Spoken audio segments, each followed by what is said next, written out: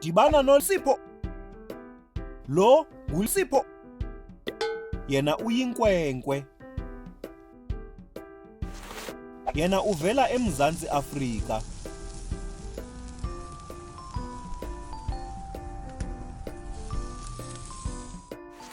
Yena uthanda ukubaleka.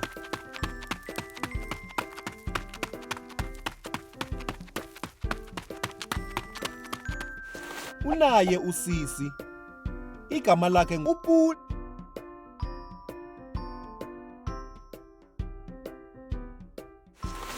Yena uyintombazana. Yena mhle kakhulu.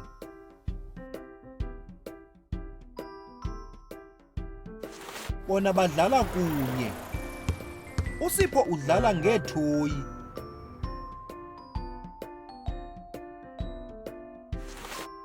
uPuli yena udlala ngeebloko.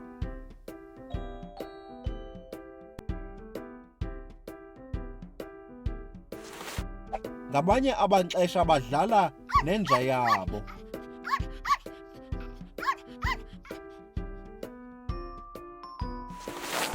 Igama layo nguSpot.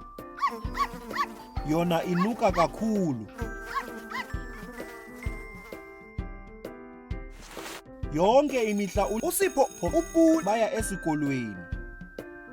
Esikolweni benza izinto ezininzi.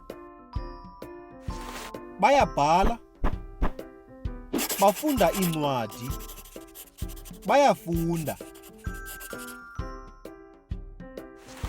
uSipho uPuli bahlala endlwini.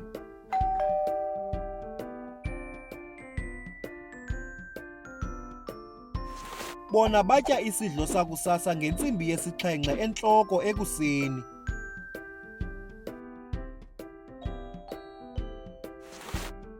Badla isidlo sasemini ngentsimbi ye-12 entloko emva kwemini. Badla isidlo sangokuhlwa ngentsimbi yesi-6 entloko ngorhatya.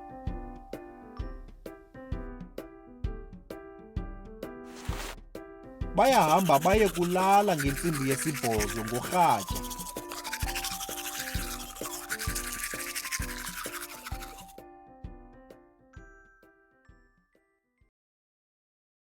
You can also visit our website to see what other language learning materials we have to offer.